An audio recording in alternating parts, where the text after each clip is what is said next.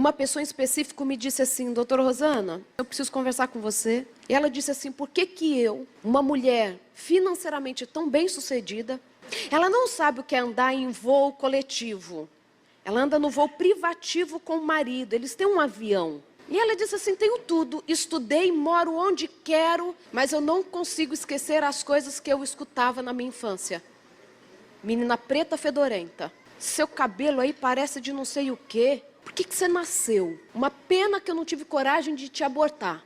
Um outro moço, um dia, conversando com ele me disse assim: por que eu não consigo esquecer o que a minha mãe me disse a infância inteira? Você é a desgraça da minha vida. E aí eu me lembrei de algo que é muito importante, que você sabe que é a palavra. A palavra é importante. Se existe uma capacidade humana que nós não conseguimos encontrar em nenhum animal, porque é nenhum outro animal, não, em nenhum animal, porque nós não somos animais. Somos a semelhança de Deus. Não somos frutos de uma evolução. Se existe uma capacidade que temos que não é encontrada em nenhum outro ser criado nesta terra, é o poder de falar da forma que falamos. Porque papagaio não fala como a gente fala, né? Algumas pessoas falam como o papagaio, mas o papagaio nunca fala igual a gente. Entenderam a ideia? Por que a gente tem essa capacidade da fala? Não vou entrar nem nos detalhes de como o nosso cérebro processa para vermos uma palavra, ler, falar sobre ela, porque é tudo muito complexo. As pessoas acham que existem simplesmente regiões do cérebro localizadas no córtex, como algumas regiões de Broca, que estão envolvidas com a fala. Todas as regiões do cérebro, muitas regiões do cérebro estão envolvidas com a fala. Para você falar, você evoca memória, que a gente não sabe onde está localizada. Hipocampo só consolida a memória, mas ele não guarda a memória. Nós temos uma região toda motora envolvida com a fala, aqui do tronco. Então a gente não tem só córtex envolvido com fala. É algo tão complexo e tão incrível que nós nos tornamos quem somos. A capacidade de pensar dessa forma que pensamos, de planejamento estratégico, de pensar em moralidade da forma que nós pensamos, nós não encontramos em nenhum animal. Isso é único do ser humano. E aí eu te faço já uma pergunta. Como você tem usado esta característica, ou essa possibilidade, esse dom que Deus te deu? Você lembra das palavras que você já escutou, que foram as mais significativas na sua vida? Algumas pessoas acham a minha história incrível de vida, né? Eu sempre achei muito comum. Na minha graduação em psicologia, que as pessoas não sabem, né? A minha graduação em psicologia, eu fiz a Universidade Estadual Paulista, que na época era a melhor faculdade de psicologia da América Latina. Passei em terceiro lugar na classificação, quarto lugar, na classificação geral da Unesp. Teria feito medicina se quisesse. Se fosse hoje, né, que você passa pela classificação, você escolhe um curso. Na época eu já havia escolhido psicologia. Quando no segundo ano eu já começo a trabalhar com neurociências, fui para o laboratório de psicobiologia lá da universidade, trabalhei nas pesquisas do Dr. Greff, um dos maiores neurocientistas brasileiros. Fiz todo um mapeamento de ansiedade e depressão no cérebro, chegou a concorrer ao Prêmio Nobel com esses estudos que nós desenvolvemos, mais o Kandel, que trabalhou com a memória, merecidamente leva o prêmio de 2000. E quando eu vou para lá, eu peço uma bolsa de investigação científica para o governo, pelo CNPq. Foram mais de 20 mil pedidos de bolsa e eu fiquei em segundo lugar na classificação geral, baseado no meu histórico escolar. Termino minha graduação, já entro na USP, Ribeirão Preto, para fazer o mestrado, mas ao mesmo tempo passei em terceiro lugar, aí foi o terceiro lugar, para também fazer o mestrado na Escola Paulista de Medicina. Fui para lá eu faço o mestrado, no final do mestrado vou para um congresso de ciências e eu ganho um prêmio, uma menção honrosa pelo melhor trabalho de neuroquímica de 2004. Aí eu termino o meu mestrado, faço o doutorado, faço um pós-doutorado na própria Escola Paulista de Medicina, vou para a USP, faço mais um pós-doutorado lá e quando estou lá recebo um convite do governo norte-americano para desenvolver pesquisa com suporte do NIH, na Universidade de Toledo, em Ohio. E lá eu fiz o meu terceiro pós-doutorado. E aí, eu já estava grávida da Angelina, aplico para o Green Card, e o governo norte-americano não me faz nenhuma pergunta a mais, porque o governo norte-americano me reconhece alguém com habilidades extraordinárias. Mas sabe por que isso é tão interessante? Sabe o que é tão interessante nisso tudo? É que para mim isso era muito simples. E simples mesmo sendo filha de pedreiro e doméstica. Sabe por quê? Porque um dia eu escutei algo dos meus pais. Os meus pais, mesmo na sua simplicidade acadêmica, eles eram muito sábios. E na sabedoria você sabe dizer as coisas. Se você tem dificuldade para dizer as coisas no tempo certo, peça sabedoria a Deus, porque Ele dá a todos de forma abundante. Os meus pais disseram uma vez para mim: filha, você pode ser o que você quiser ser, desde que o que você for fazer, volte para Deus em forma de serviço. E é tão interessante porque eu praticamente não enxergo, eu finjo que eu estou enxergando. Eu tenho uma perda visual do olho esquerdo muito significativa, por conta de um sarampo na infância. Tem uma cicatriz na retina e outros problemas. Os médicos achavam que eu ficaria de fato cega, cresço com muita dificuldade para enxergar, mas Deus, Ele vai fazendo os milagres dele, né? E aí os meus pais, percebendo que eu tinha aquela dificuldade para enxergar, eu não conseguia ler as coisas. E sabe quando as crianças vêm aqui na frente participar? Vão ler um jogral, alguma coisa? Eu não era capaz de ler. Aí os meus pais tiveram uma ideia. Eles disseram assim: filha, você não precisa ler as coisas lá na frente.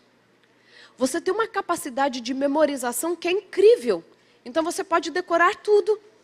As crianças vão lá para frente com papel, você não precisa levar o papel, é só você decorar. A gente lê e você decora, combinado? Combinado. Eu passei a ter uma capacidade de memorização, não extraordinária, mas o suficiente para sobreviver. Mas sabe o que é incrível?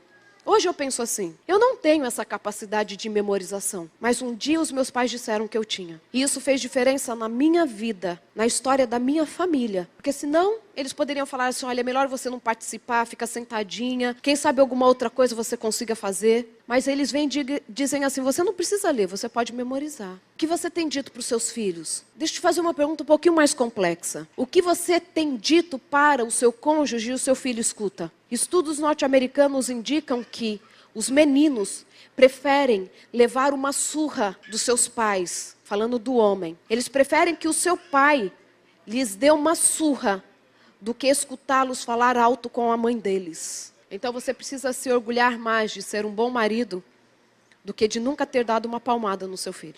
O que você tem dito? Tem mulher que está com a palavra viciada para reclamar do marido.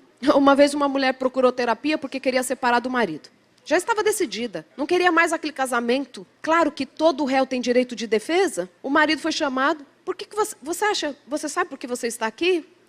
Não tenho a mínima ideia, porque a sua esposa quer separar de você. O homem levou um choque, como na maioria das vezes o homem leva um choque quando a mulher quer separar, mais do que a mulher. E aí ele fala assim: meu bem, são 35 anos de casados, por que você quer separar agora? E ela diz assim: porque você não me ama mais. Ele é assim: como assim? Quem te contou isso? Você não me ama mais, eu não posso viver com um homem que não me ama. Mas eu te amo. Ela falou assim: então, porque desde que a gente casou, você nunca disse que me ama. Aí o choque dele foi maior. Ele disse assim: querida, no dia do nosso casamento, eu disse na frente de todo mundo que eu te amava. O dia que eu trocar de ideia, eu te aviso. E ela sofrendo. Claro que eu não estou justificando o homem, mas às vezes a gente não sabe lidar com as palavras. As palavras têm um poder muito grande. A Bíblia fala que quando Esther e o rei Assuero casam, ele ficou tão feliz, que ele aliviou a pressão sobre as províncias.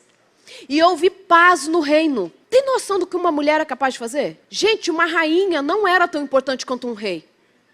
Ela consegue mudar um homem. Eu sei que alguns homens são mais difíceis do que o Assuero. O Assuero só matava, arrancava a cabeça, destituía reis, depunha rainhas. Mas a solução para a nossa vida. A Bíblia diz que Esther, quando vai se apresentar diante do rei, ela coloca as suas vestes reais, se arruma e se coloca diante do rei.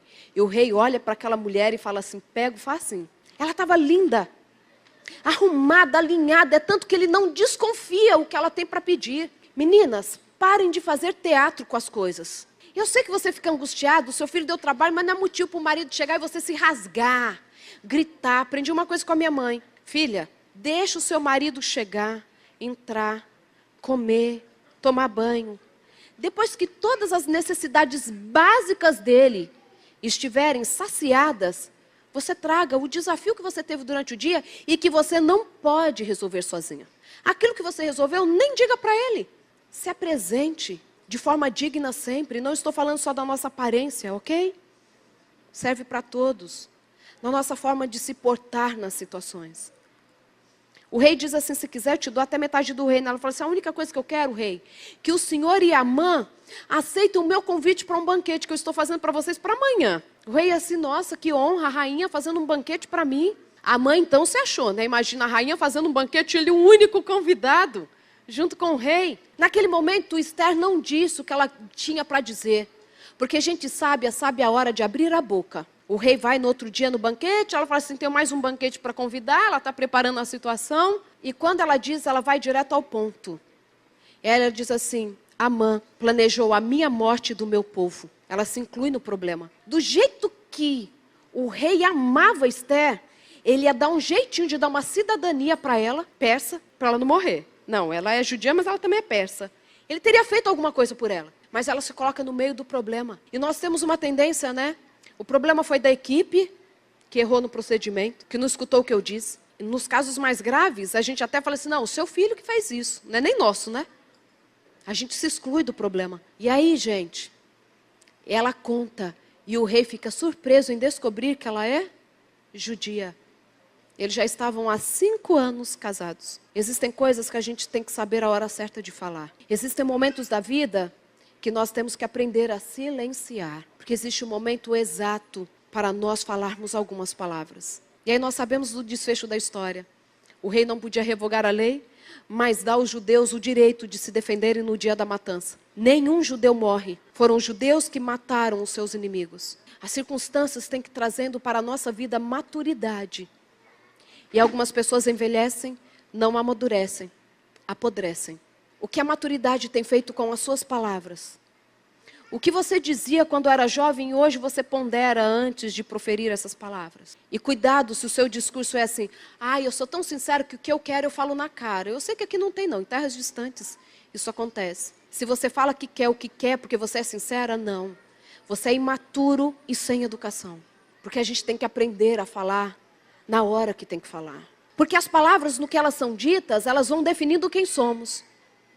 Se as pessoas falam que você é bonita ou feia, inteligente, nem tão inteligente assim, que você é um bom profissional, não é um bom profissional, e eu tenho visto que esta tem sido uma armadilha para as nossas vidas, no que nós estamos crendo, a partir das palavras que nos são ditas. Todas as vezes que te disserem algo que lhe traga um sentimento de desprezo ou de não reconhecimento, gerando em você talvez complexo de inferioridade, coloque isso diante de Deus e diga assim, Senhor, eu sou isso. E você vai escutar do próprio Deus te dizendo, você é o meu filho amado e você me traz muita alegria. O senso de pertencer a Deus muda a forma de olharmos para nós mesmos. Enquanto a maioria de nós vive de fato as marcas do trauma, no sentido de dizer assim, não consigo abraçar o meu filho porque meu pai nunca me abraçou. Não consigo dizer palavras corteses porque eu cresci num lar onde as palavras ásperas dominavam.